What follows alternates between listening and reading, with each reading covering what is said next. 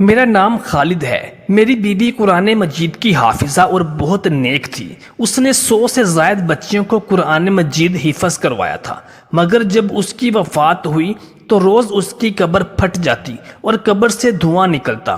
میں روز اپنی بیوی کی نئی قبر بنوا کر آتا۔ لوگ پوچھتے کہ اس نے کون سا گناہ کیا تھا جس کی اسے ایسی سزا مل رہی ہے۔ میں نے اپنی سالی اور ساس سے پوچھا تو میری سالی روتے ہوئے مجھے اپنے کمرے میں لے گئی اور کمرے کا دروازہ بند کر کے اس نے مجھے ایک ایسی چیز دکھائی کہ میرا کلیجہ پھٹ گیا، کیونکہ میری بیوی ایک ایسا عمل کرتی تھی جس کی وجہ سے اس پر یہ عذاب ہو رہا تھا۔ محترم دوستو، میری آپ سے گزارش ہے کہ میری یہ سچی کہانی ضرور سنیے گا۔ میری شادی کو 6 سال گزر گئے تھے اور میری بیوی نہایت خوبصورت اور نیک سیرت تھی۔ ان 6 سالوں میں اس نے مجھے کبھی شکایت کا موقع نہیں دیا اور میں نے بھی کبھی اس کو کسی شکایت کا موقع نہیں دیا تھا۔ میری بیوی حافظ قرآن تھی اور شادی سے پہلے اس نے 100 بچیوں کو قرآن مجید حفظ کروایا تھا، اور یہی سوچ سوچ کر میں خوش ہوتا تھا کہ میری دنیا ہی نہیں میری آخرت بھی آسان ہوگی، کیونکہ میری بیوی اتنی نیک ہے اور یہ میرے بچوں کی بھی اچھی پرورش کرے گی۔ ہم دونوں میاں بیوی کو بچوں کا بہت شوق تھا۔ ہماری شادی کو اتنا عرصہ گزر چکا تھا، پھر بھی اللہ تعالیٰ نے ہمیں اولاد جیسی نعمت سے محروم رکھا تھا۔ ہم مایوس ہونے لگے تھے۔ ایسے موقع پر سب سے پہلے لڑکیاں دل برداشتہ ہوتی ہیں، مگر میری بیوی اپنی اداسی کسی پر ظاہر نہیں کرتی تھی۔ وہ بہت ہی صابرہ اور شاکرہ تھی۔ پھر شادی کے اتنے سال بعد اللہ تعالیٰ کو ہمارا صبر پسند آ ہی گیا اور ہمیں اولاد کی خوشخبری ملی۔ ان دنوں ہم بہت خوش تھے۔ میں اپنی بیوی کا بے حد خیال رکھتا تھا، کیونکہ ڈاکٹرز کا کہنا تھا کہ اس کو بے حد احتیاط کی ضرورت ہے۔ میرا بس نہیں چلتا تھا کہ میں اپنی بیوی کو بستر سے نیچے پاؤں تک نہ رکھنے دوں۔ ہماری بہت زیادہ احتیاط اور دعاؤں کے باعث اللہ تعالیٰ نے ہمیں صحت مند اور پیارا سا بچہ دیا، مگر بچہ پیدا ہوتے ہی میری بیوی کی طبیعت ایک دم بگڑ گئی۔ مگر ہم نے تو کبھی ایسا سوچا بھی نہ تھا کہ وہ بچہ جس کے لیے ہم نے اتنا انتظار کیا تھا، اللہ تعالیٰ میری بیوی کو زیادہ دیر کے لیے اس کی خوشی نصیب نہیں کی اور میری بیوی اللہ کو پیاری ہو گئی۔ سب جاننے والے ہمارے گھر آتے، افسوس کا اظہار کرتے۔ میں غم زدہ سا ہو کر گھر کی ایک کونے میں بیٹھا رہتا تھا۔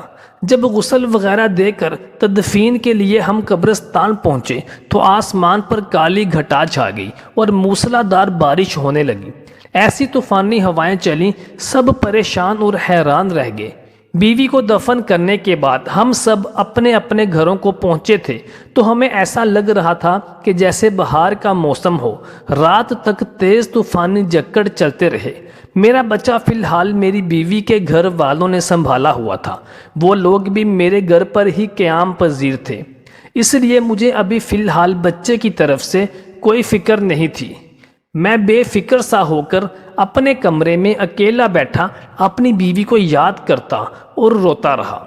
رات میری آنکھ لگ گئی۔ صبح میں نے خواب دیکھا، میری بیوی بدحال سی ہے اور رو رہی ہے۔ میں اپنی بیوی کو کبھی ایسے روتے نہیں دیکھا تھا۔ میں تڑپ اٹھا اور عین اسی وقت میری آنکھ کھلی۔ باہر طوفانی بارشیں اور ہوائیں تھم چکی تھیں، آسمان بھی صاف ہو چکا تھا، اور اب مجھے وہ خواب پریشان کر رہا تھا۔ میں نے ہمیشہ اپنی بیوی کو ہنستے مسکراتے دیکھا تھا، اس طرح اس کا خواب میں رونا مجھے گھبراہٹ میں مبتلا کر گیا تھا۔ میں نے گھڑی پر وقت دیکھا تو فجر کا وقت تھا۔ میں نے نماز ادا کی، اپنی بیوی کی مغفرت کے لیے دعائیں کی، اور جیسے ہی مجھے قرار ملا کہ میری بیوی کے لیے میری دعا قبول ہو گئی ہے، تب تک میں اپنے جائے نماز سے نہ ہلا۔ دعا کے بعد میں نے کمرے سے باہر جھانکا تو سب لوگ نماز پڑھنے میں مصروف تھے۔ میں نے اپنے بیٹے کا پوچھا تو میری بیوی کے بھائی نے مجھے بچہ لا کر دے دیا۔ وہ سکون سے سو رہا تھا۔ میں کافی دیر تک اس کو پیار کرتا رہا۔ اپنے بچے کو پیار کر کے میں گھر سے نکل کر سیدھا قبرستان پہنچ گیا۔ میں اپنی بیوی کے لیے قرآن پڑھنا چاہتا تھا، اور کچھ رات والے طوفان کے بعد میں اس کی قبر کی حالت کا بھی اندازہ لگانا چاہ رہا تھا۔ میں اپنی بیوی کی قبر کے پاس پہنچا تو قبر کی حالت دیکھ کر میرے رونگٹے کھڑے ہو گئے۔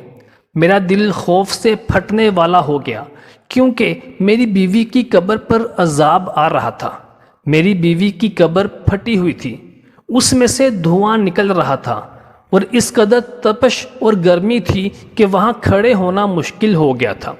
کوئی بھی مزدور میری بیوی کی قبر بنانے کے لیے تیار نہیں تھا۔ بالآخر ایک مزدور نے بہت زیادہ پیسے لے کر میری بیوی کی قبر پر مٹی ڈالی، اور میں اس کی اسی حالت کو دیکھ کر وہاں سے گھر آ گیا۔ سب نے مجھے میری بیوی کی جدائی کا غم سمجھ کر مجھ پر زیادہ غور نہ کیا اور مجھے سہارا اور تسلی دینے لگے، لیکن میں حیران تھا کہ میری بیوی نے ایسی کون سی غلطی کی تھی۔ یہ سوچ سوچ کر میں پاگل ہو رہا تھا۔ میری بیوی کی اصل حقیقت کیا ہے؟ اور جب مجھ پر اپنی بیوی کی حقیقت کھلی تو میرا دل پھٹ گیا۔ اب میں آپ کو اپنے بارے میں بتاتا ہوں۔ میرے والدین کا انتقال بچپن میں ہی ہو گیا تھا۔ میری پھپھو تھیں جو کہ بیوہ تھیں، وہ میری دوسری ماں کی طرح ہی تھی، وہی ہمارے ساتھ رہتی تھیں۔ ہم 3 لوگ باقی رہ گئے تھے۔ ماں کو کھونے کا غم مجھ پر بہت بھاری ثابت ہوا۔ میری ماں بہت نیک عورت تھی۔ مجھے میری پھپھو نے اور میرے ابا نے میری ماں کا غم بھلانے کے لیے سہارا دیا، ہر وقت میرے ساتھ لگے رہتے۔ وہ دونوں کوشش کرتے تھے کہ مجھے اکیلا نہ ہونے دیں۔ میں ہمیشہ ہی ان دونوں کی توجہ کا مرکز رہتا تھا۔ پھر میں کچھ عرصے بعد سنبھل گیا اور دوبارہ اپنی تعلیم کا سلسلہ شروع کر دیا۔ پڑھائی سے فارغ ہوا تو میرے ابا اور میری پھپھو کو میری شادی کا شوق ستانے لگا۔ میں نے حامی بھری تو زور و شور سے لڑکی کی تلاش ہونے لگی۔ میری پھپھو کو اپنے مرحوم شوہر کے خاندان میں ایک لڑکی کا خیال آیا، جس سے پھپھو کا اب بھی ملنا جلنا رہتا تھا۔ انہوں نے مجھے بتایا کہ وہ لڑکی کم عمری سے ہی بہت سنجیدہ اور نیک ہے۔ اس کے والدین نہیں ہیں اور وہ 2 بہنیں ہیں اور اس کا ایک چھوٹا بھائی ہے۔ اس نے بہت بہادری سے حالات کا مقابلہ کیا تھا اور اپنے دونوں بہن بھائیوں کو اکیلے پالا تھا۔ حالانکہ وہ خود بھی بہت زیادہ بڑی نہیں تھی، وہ نمازی اور حافظ قرآن تھی۔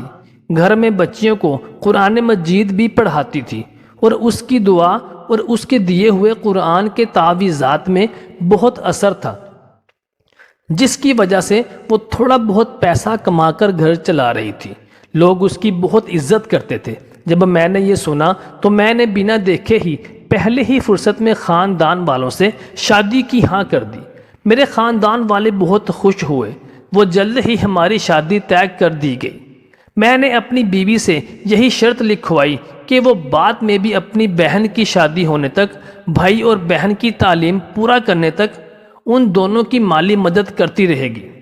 مجھے اس بات سے کوئی اعتراض نہیں تھا، بلکہ میں نے خود بھی سوچا تھا کہ میں ان دونوں کی کچھ نہ کچھ مدد کر دیا کروں گا۔ میں اپنی بیوی کی اچھی سیرت اور خوبصورت ہونے کی وجہ سے بہت جلد اس سے متاثر ہو گیا تھا، اور اس کے ساتھ چند دن رہ کر ہی میں اس کے بہت قریب ہو گیا۔ وہ ہمیشہ دوسروں کی مدد کرنے کو تیار رہتی۔ میری بیوی عین میری پھپھو کی بتائی ہوئی باتوں جیسی ہی تھی۔ اس نے مجھے کبھی پریشان نہیں کیا، میرے آرام و سکون کا خیال رکھتی۔ ہمارے گھر میں خوشحالی اور سکون تھا، بس اولاد کی کمی تھی جو مجھے بہت زیادہ محسوس ہوتی تھی۔ میں اپنی بیوی کے صبر سے بھی بہت زیادہ خوش اور متاثر تھا کہ وہ اللہ تعالیٰ سے اولاد کے لیے ہر وقت دعا کرتی رہتی تھی۔ میں حیران تھا کہ ایک لڑکی ہو کر اس میں اتنا حوصلہ تھا کہ اس کے حوصلے سے مجھے بھی حوصلہ ملنے لگا۔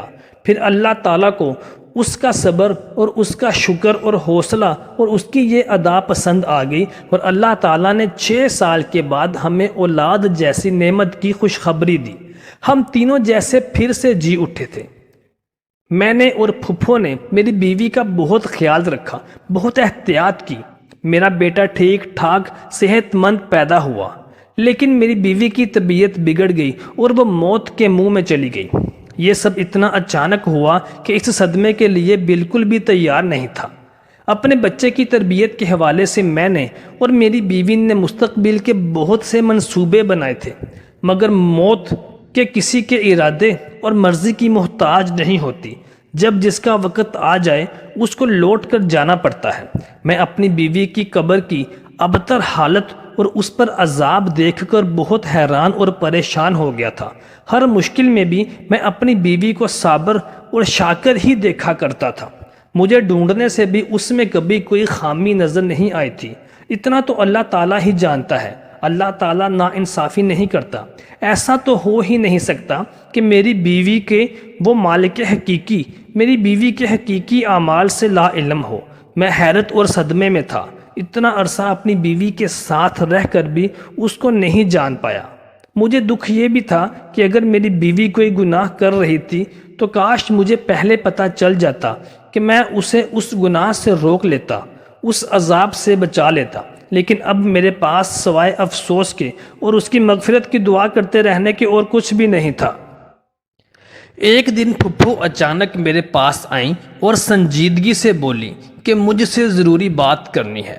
میری پھپھو نے مجھے جو بات کہی مجھے ایک دم غصہ دلا گئی۔ میری بیوی کے مرے ابھی بمشکل 20-21 روز ہی ہوئے تھے۔ میری پھپھو میری دوسری شادی کرنا چاہ رہی تھی۔ پھپھو ناراض ہونے لگی کہ تمہیں اپنے بچے کا خیال کرنا چاہیے، لیکن میں نے بھی ناراضگی کا اظہار کیا کہ میری بیوی کو مرے ابھی دن ہی کتنے ہوئے ہیں جو آپ میری شادی کی باتیں کر رہی ہیں۔ تو کہنے لگیں کہ بیٹا میں بوڑھی ہو گئی ہوں، اب تمہارے بیٹے کو نہیں سنبھال سکتی۔ میری بیوی کی موت کا دکھ ان کو بھی تھا۔ جب میری پھپھو نے دیکھا کہ میں کوئی ان کو جواب نہیں دے رہا تو انہوں نے کہا کہ ٹھیک ہے، تم خود اپنا بیٹا سنبھالو یا اسی کو دے دو جو دن رات اس کی ماں کی طرح اسے سنبھال رہی ہے۔ میں پھپھو کی بات پر حیران ہوا کہ میرا بیٹا کون سنبھال رہا ہے، کیونکہ میرے اندازے کے مطابق تو میرے بیٹوں کو میری پھپھو نے ہی سنبھالا ہوا تھا۔ مگر جب میں نے یہ سوال پوچھا تو انہوں نے مجھے بالکل ہی لاجواب کر دیا۔ پھپھو نے بتایا کہ میرا بیٹا اتنے روز سے میری مرحوم بیوی کی چھوٹی بہن سنبھال رہی ہے، پھر وہ چاہتی تھیں کہ میری شادی بھی میری اسی سالی سے یعنی میری بیوی کی چھوٹی بہن سے کر دیں تاکہ میرے بیٹے کو ماں کا پیار ملتا رہے اور میرا گھر بھی سنبھلا رہے۔ مگر میں پھپھو کی بات ماننے کو تیار نہیں تھا کہ اپنی بیوی کی جگہ کسی دوسری عورت کو دے نہیں سکتا تھا، مگر پھپھو کا روز بروز مجھ پر دباؤ بڑھتا جا رہا تھا۔ پھر وہ ہر دن مجھے میرا بیٹا دکھاتی جو نہا دھو کر بالکل صاف ستھرا میرے پاس ہوتا تھا۔ میں اپنے بیٹے کی خاطر اپنی بیوی کی بہن سے نکاح کر لوں۔ میری پھپھو کی یہی ضد ہوتی تھی کہ اسے ہمیشہ ہمیشہ کے لیے اپنے گھر میں رکھ لوں۔ یہ میری پھپھو کا کہنا تھا۔ میں نے اپنے کام پر جانا شروع کر دیا، سارا دن گھر سے باہر رہتا، واپس آ کر خاموشی سے پھپھو کی ضد سنتا۔ ایک روز انہوں نے مجھے بتایا کہ میرا سالہ ملک سے باہر جا رہا ہے۔ میں چونک گیا۔ مجھے میری بیوی اپنی زندگی میں ہی بتا چکی تھی کہ اس کے بھائی کی تعلیم مکمل ہو چکی ہے، وہ نوکری کے لیے ملک سے باہر جانا چاہتا ہے۔ میری بیوی کی کوشش تھی کہ اس کے بھائی کے باہر جانے سے پہلے اس کی چھوٹی بہن کی شادی ہو جائے تاکہ بعد میں وہ اکیلی نہ رہ جائے، مگر اسے کوئی مناسب رشتہ نہیں مل رہا تھا۔ اب اپنی بیوی کے بھائی کے باہر جانے کا سن کر مجھے اس کی بہن کا خیال آیا تھا۔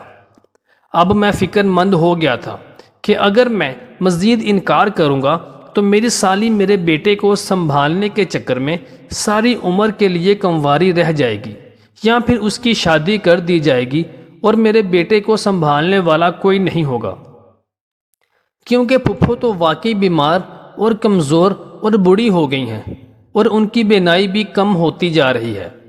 میں سوچ سوچ کر پریشان ہونے لگا تھا اور آخر میں نے پھپھو کی بات ماننے کا فیصلہ کیا اور اگلے روز کام پر جانے سے پہلے ان کو جواب دیا کہ وہ جیسا چاہتی ہیں کریں، مجھے کوئی اعتراض نہیں۔ میری بات سنتے ہی وہ خوشی سے نہال ہو گئیں۔ میرے جاتے ہی انہوں نے پیچھے تیاریاں شروع کر دیں۔ میں جیسے ہی کام سے واپس آیا یہ دیکھ کر حیران رہ گیا کہ میری پھپھو نے میرے نکاح کی سب تیاریاں کر لی تھیں، اور ایسے ہی ایک دن خاموشی سے میرا نکاح بھی کر دیا گیا۔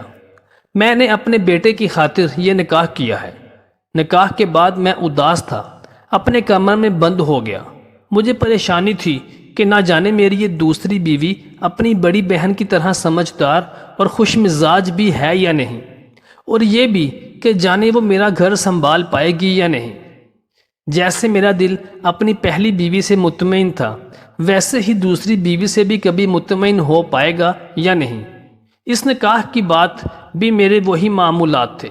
میں صبح سویرے کام پر جاتا، شام کے وقت گھر لوٹتے ہی کمرے میں بند ہو جاتا۔ میری دوسری بیوی نے خاموشی سے میرا ہر کام سنبھالا ہوا تھا۔ گھر بھی صاف ستھرا ہوتا تھا، میرا بیٹا بھی صاف ستھرا میرے سامنے آتا، جس کو دیکھ کر میں پیار کرتا۔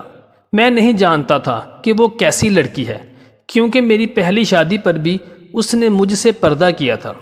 کیونکہ میری بیوی حافظہ اور دینی معاملات کی سب سمجھ بوجھ رکھتی تھی، اس لیے اس نے اپنی بہن سے میرا پردہ کروایا تھا، اور وہ پردہ آج اسی لڑکی سے نکاح ہو جانے کے بعد بھی قائم تھا۔ ایک روز میں کام سے جلدی واپس آیا تو اپنے کمرے میں اپنی دوسری بیوی کو دیکھ کر حیران رہ گیا۔ وہ اپنی بڑی بہن سے بھی بہت زیادہ خوبصورت اور حسین تھی، مگر ایسا نہیں تھا کہ میں حسن پرست تھا اور مجھے اس کا حسن متوجہ کر رہا تھا، بلکہ مجھے جس چیز نے اس کی طرف متوجہ اور متاثر کیا وہ اس کے چہرے پر پھیلا ہوا سکون اور نرم تاثرات اور خوشی تھی۔ اسے دیکھ کر نہیں لگتا تھا کہ اس کی بہن کو مرے اتنا کم عرصہ ہوا ہے، کیونکہ وہ بہت خوش اور مطمئن لگ رہی تھی۔ میں یہ بات سوچتے ہوئے عجیب کیفیت میں گر گیا تھا۔ میں نے اسے غصے سے دیکھتے ہوئے سوال کیا کہ وہ اتنی مطمئن کس بات پر ہے۔ میرا سوال یقیناً اس کو چبھا اور اس کے لیے عجیب تھا۔ میں مزید بولا کہ اپنی بہن کی موت کا افسوس ہی نہیں ہے، الٹا وہ اس کی جگہ لے کر بھی اتنی خوش کیسے رہ سکتی ہے، جبکہ اس کی بہن جوانی میں ہی موت کے منہ میں جا چکی ہے، اور اس کی آخرت بھی خدا جانے کیسی ہونے والی تھی، کیونکہ اس کو قبر میں یہ عذاب جھیلنا پڑ رہا تھا۔ میں نے اپنی مرحوم بیوی کا یہ راز غصے میں سوچے سمجھے بغیر ہی اس کی بہن کے سامنے بول دیا تھا، مگر میری بات پر جب اس کے چہرے کے تاثرات بدلے تو مجھے اپنی غلطی کا احساس ہوا اور میں چپ ہو گیا، اور میری دوسری بیوی کچھ دیر یوں ہی مجھے دیکھتی رہی، پھر بری طرح رو پڑی۔ میں اسے روتا دیکھ کر بوکھلا گیا۔ روتے روتے وہ ایسی باتیں بولنے لگی جس نے مجھے ساخت کر دیا۔ وہ بار بار کہہ رہی تھی کہ مجھے یہی خوف تھا کہ بڑی باجی سے اللہ تعالیٰ ناراض ہو جائے گا، اسے سخت عذاب دے گا، لیکن وہ میری بات سنتی ہی نہیں تھی۔ میں اپنی بیوی کے الفاظ پر دنگ رہ گیا، یعنی میری مرحوم بیوی ضرور کچھ ایسا کرتی تھی جس سے اس کی بہن بھی واقف تھی اور اسے روکتی تھی۔ جب میں نے اپنی بیوی سے تفصیل پوچھی تو وہ گھبرا گئی، بات بدلنے لگی، کوشش کرنے لگی کہ بات بدل جائے، مگر میں نے جب سچ جاننے کی التجا کی تو اس نے مجھے اپنی بڑی بہن کی اصلیت بتائی، جسے سن کر میرے ہوش اڑ گئے۔ اس نے بتایا کہ میری بہن واقعی نیک سیرت لڑکی تھی، حافظ قرآن ہونے کی وجہ سے ہر وقت قرآن مجید کی تلاوت کرتی رہتی تھی۔ ایک روز ہمارے محلے میں کسی بچے کو تکلیف ہوئی تو اس کی ماں کی پریشانی پر میری بہن یوں ہی کچھ آیات پڑھ کر اس بچے پر پھونک مار دیتی تھی، جس سے اس بچے کو آرام آ گیا۔ اس واقعہ کے بعد میری بہن مشہور ہو گئی کہ وہ نیک بی بی ہے جس کے پاس بیماری اور تکلیف کی شفا ہے۔ اس کے بعد تو طرح طرح کے لوگ ہمارے گھر آنے لگے، اور میری بہن تعویذ کے نام پر قرآن کی کچھ آیات لکھ کر دے دیتی تھی، اور وہ لوگ چند روپے دے کر چلے جاتے، اور ہمارا گزر بسر ہونے لگا تھا۔ مگر مشکل حالات کے لیے ہمارے پاس کچھ بھی نہیں تھا۔ ایک دن اچانک ہمارے بھائی کا ایک گردہ فیل ہو گیا۔ وہ ہسپتال میں زندگی اور موت کی کشمکش میں تھا، اور ہمارے پاس اس کے علاج کے لیے رقم بالکل بھی نہیں تھی۔ ہم بڑے پریشان تھے۔ انہی دنوں ایک مرد میری بہن کے پاس آیا، اسے بولا کہ وہ کسی لڑکی سے شادی کرنا چاہتا ہے، مگر وہ لڑکی شادی شدہ ہے۔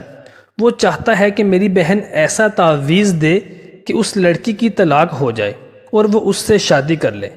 میری بہن نے انکار کر دیا کیونکہ یہ گناہ کا کام تھا، مگر جب اس مرد نے 1.5 لاکھ روپے دینے کا کہا تو میری بہن نے اپنے بھائی کے علاج کے لیے اس کو بچانے کی خاطر اس مرد کی خواہش پوری کرنے کے لیے کاغذ پر نہ جانے ایسا کیا لکھ دیا کہ اس سے اس مرد کا کام ہو گیا۔ پھر تو ہر روز ہمارے گھر ایسے لوگوں کا آنا جانا لگنے لگا جو ناجائز مطالبے کرتے، تعویذ بنواتے اور ڈھیروں پیسہ پکڑا کر چلے جاتے۔ ایک روز میں نے چھپ کر اپنی بہن کو وہ تعویذ بناتے دیکھا تو میرے سر پر آسمان گر پڑا، کیونکہ میری بہن کاغذ پر قرآن الٹا لکھ رہی تھی اور یہ کالا علم تھا۔ میں دکھ سے پاگل ہو گئی، بہن کو روکنے لگی، اسے سمجھانے لگی کہ وہ توبہ کر لے۔ وہ بولی کہ اگر میں ایسا نہ کرتی تو ہمارا بھائی کب کا مر جاتا۔ میں اسے بار بار غصے سے کہتی کہ میں نے اپنی بہن کو کہا تو اس سے تو اچھا تھا کہ ہمارا بھائی مر جاتا، مگر وہ یہ حرام کام نہ کرتی۔ زندگی موت تو اللہ کے ہاتھ میں ہے۔ میں اپنی بہن کو سمجھاتی رہی، مگر وہ لالچ میں آ چکی تھی۔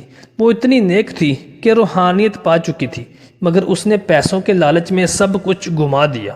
اس کی زندگی اچھی تھی، وہ نماز کلام بھی کرتی رہتی تھی، حتیٰ کہ اس کی شادی ہو گئی، مگر اس نے وہ کبیرہ گناہ نہیں چھوڑا، پیسہ کماتی رہی۔ میں سب سن کر حیران ہو رہا تھا۔ میری بیوی بول رہی تھی لیکن میں رو رہا تھا، اور مجھے دکھ تھا کہ میری بیوی نے کالے علم جیسا گناؤنا کام کیا، جس کی وجہ سے میری بیوی کے اوپر یہ عذاب آ رہا تھا۔ محترم دوستو، کمنٹ سیکشن میں ضرور بتائیے گا کہ آپ کو میری یہ کہانی کیسی لگی۔